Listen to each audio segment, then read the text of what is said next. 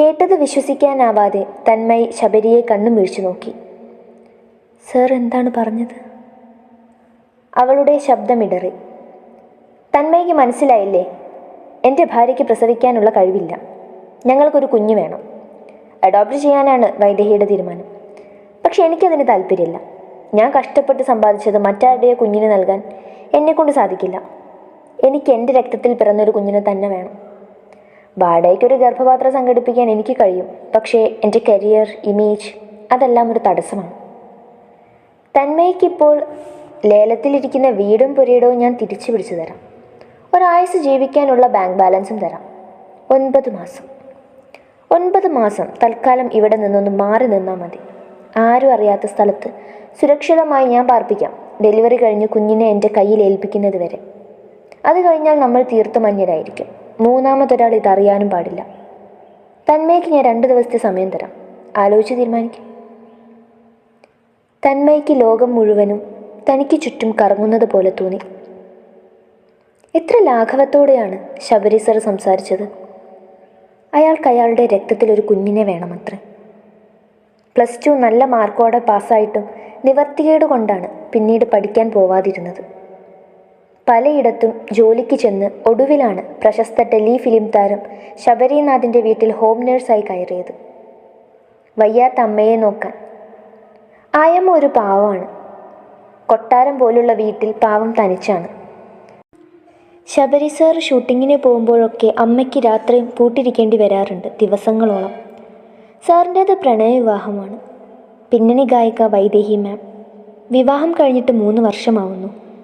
മാം പക്ഷേ ഇവിടെ നിൽക്കാറില്ല. വല്ലപ്പോഴും വന്നെത്തി നോക്കിയിട്ട് പോകും.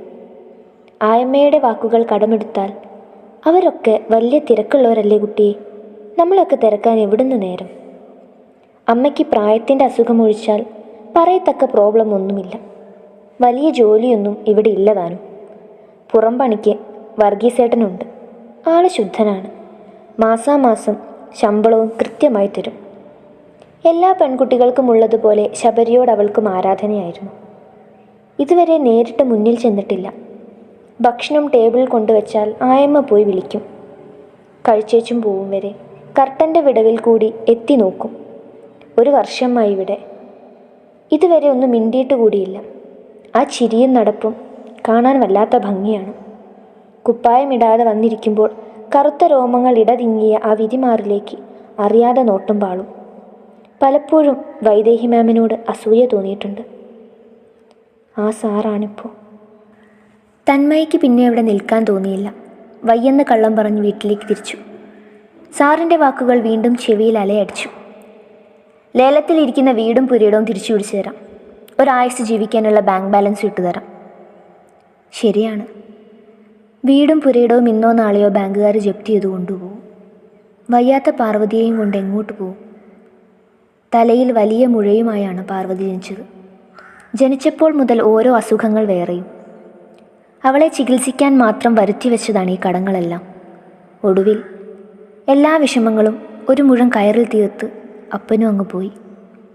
തലയിലെ മുഴ അവസാനം ട്യൂമറായി കലാശിച്ചു. പാറുവിനെ ഇട്ട് അമ്മയ്ക്ക് പുറത്ത് ജോലിക്ക് പോവാൻ വയ്യ. അവളുടെ വേദനയും കരച്ചിലും തന്മയ്ക്ക് സഹിക്കാനാവില്ല. ശബരിയുടെ വീട്ടിൽ നിന്നും കിട്ടുന്ന ക്യാഷ് 3 വയറ് നിറയ്ക്കാൻ തികയുമായിരുന്നു. പക്ഷേ അവളുടെ ചികിത്സയും കടങ്ങളും കൊണ്ട് ജീവിതം വഴിമുട്ടി നിൽക്കുന്ന അവസ്ഥയാണ്. എല്ലാത്തിനും പോംവഴിയാണ് ശബരി സാറ് പറഞ്ഞത്.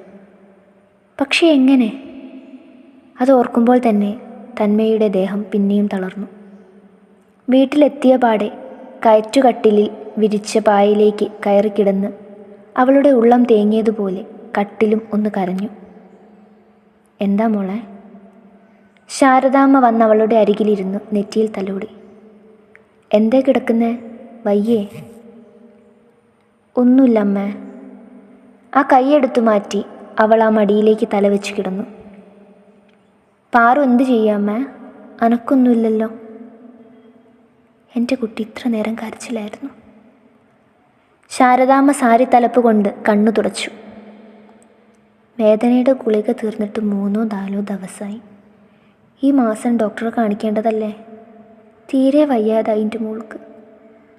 ജനിച്ചപ്പം മുതൽ എൻ്റെ കുട്ടി അനുഭവിക്കുന്നു. എന്ത് പാപം ചെയ്തിട്ടാണോ എന്തോ ഭഗവാനെ. പറഞ്ഞു വന്നപ്പോഴേക്കും ശാരദാമ്മ കരഞ്ഞുപോയി. തന്മയുടെ മിഴികൾ നീറി. 2 മാസത്തെ ശമ്പളം മുൻകൂർ വാങ്ങിയാണ് കഴിഞ്ഞ ചെക്കപ്പിന് പോയത്. അത് പോരാതെ ആയമ്മ കണ്ടറിഞ്ഞ് വല്ലതും തരും. ഇനിയും എങ്ങനെ പോയി കൈനീട്ടും? അമ്മേ. പാറു വിളിച്ചപ്പോൾ എഴുന്നേറ്റ് അവൾ കരികിലേക്ക് ചെന്നു. ഒരു ചുള്ളിക്കമ്പിൽ തുണി ചുറ്റിയ പോലുള്ള രൂപം. തന്മയുടെ ഹൃദയം നുറുങ്ങി. അവളെ കണ്ടതും പാറുവിൻ്റെ കണ്ണുകൾ തിളങ്ങി. ഗുളിക കൊണ്ടെന്നോ ചേച്ചിപ്പെണ്ണേ?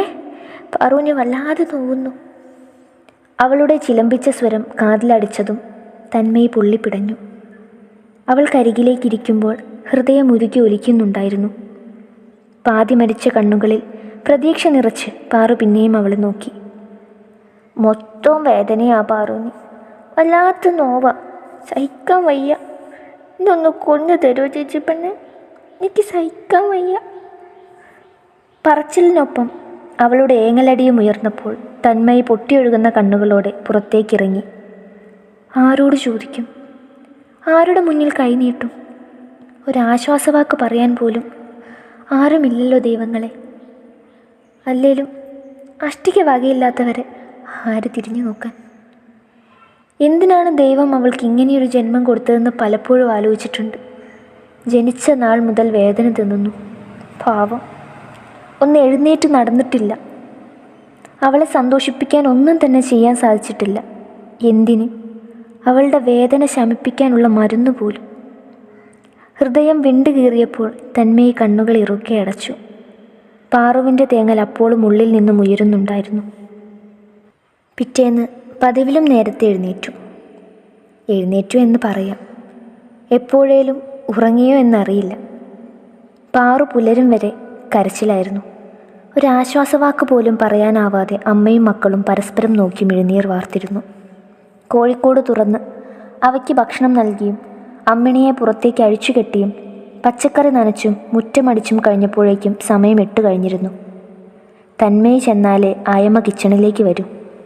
രാവിലെ അവർക്ക് തലയ്ക്ക് പെരുപ്പാണ്. മാറ്റിയിറങ്ങിയപ്പോഴേക്കും ശാരദാമ്മ കട്ടൻ കാപ്പിയുമായി വന്നു. അത് ഊതിക്കുടച്ച് ഉമ്മറത്തിരിക്കുമ്പോഴാണ് ഒരു വണ്ടി വന്ന് മുറ്റത്ത് നിർത്തിയത്. തന്മയുടെ ഉള്ളു കാഞ്ഞു. ബാങ്കിൽ നിന്നാണ്. എന്തു പറയും ഭഗവാനെ? വണ്ടിയിൽ നിന്നും 2 പേരിറങ്ങി.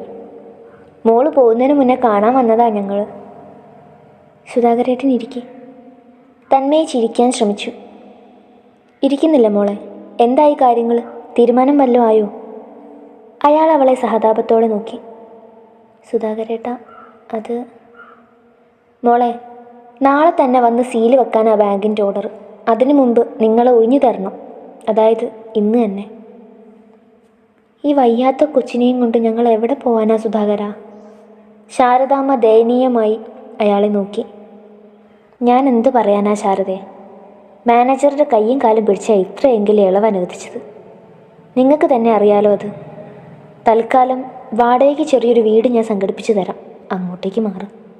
എന്തായാലും ഇവിടുന്ന് ഇറങ്ങിയല്ലേ പറ്റൂ. അവർ യാത്ര പറഞ്ഞു പോയിട്ടും തന്മയെ ശില പോലെ നിന്നു. അച്ഛൻ ഉറങ്ങുന്ന വീട്. അവളുടെ ഉള്ളു പൊള്ളി. ശബരിയുടെ വീട്ടിലേക്ക് ചുവടുകൾ വയ്ക്കുമ്പോൾ ഓരോ അടിയും ഓരോ ഗർത്തങ്ങളാണെന്ന് തോന്നി തന്മയ്ക്ക്. എങ്ങനെയൊക്കെയോ ബ്രേക്ക്ഫാസ്റ്റ് ഉണ്ടാക്കിക്കൊണ്ട് വെച്ചു.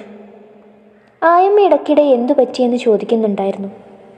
ബ്രേക്ക്ഫാസ്റ്റ് കഴിഞ്ഞ് ശബരി സാറ് പോവാനിറങ്ങുന്നതിന് മുൻപ് ഒരു ഗ്ലാസ് ജീരകവെള്ളം ചോദിച്ചു.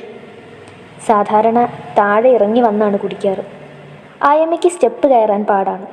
തന്മയ്ക്കറിയാം ഇത് തന്നെ തനിച്ച് കിട്ടാനുള്ള അടവാണെന്ന്. വെള്ളം കൊണ്ട് സ്റ്റെപ്പ് കയറുമ്പോൾ അവൾ വിറയ്ക്കുന്നുണ്ടായിരുന്നു. വാതിലിൽ മുട്ടിയപ്പോൾ കയറാനുള്ള അനുമതി ലഭിച്ചു. ശബരി സാർ പുറം തിരിഞ്ഞ് ജാലകത്തിനടുത്ത് നിൽപ്പുണ്ട്. ജഗ്ഗും ഗ്ലാസും ടേബിളിൽ വെച്ച് തിരിഞ്ഞ് 2 അടി നടന്നപ്പോൾ പിൻവിളി കേട്ടു. തന്മയി. പിടിച്ചു കെട്ടിയ പോലെ നിന്നുപോയി. താൻ ആലോചിച്ചോ? നിന്റെ അനിയത്തിയുടെ ചികിത്സ, വീടിൻ്റെ ജപ്തി, നിന്റെ ഭാരങ്ങളെല്ലാം ഇറക്കി വയ്ക്കാനുള്ള ഏറ്റവും നല്ല വഴിയാണ് ഞാൻ പറഞ്ഞത്. സമ്മതമാണോ നിനക്ക്? നാവിറങ്ങിപ്പോയ അവസ്ഥയായിരുന്നു തന്മയ്ക്ക്. ഏറെ നേരത്തെ നിശബ്ദതയ്ക്ക് ശേഷം അവളുടെ ചുണ്ടുകൾ ചലിച്ചു. സമ്മതം.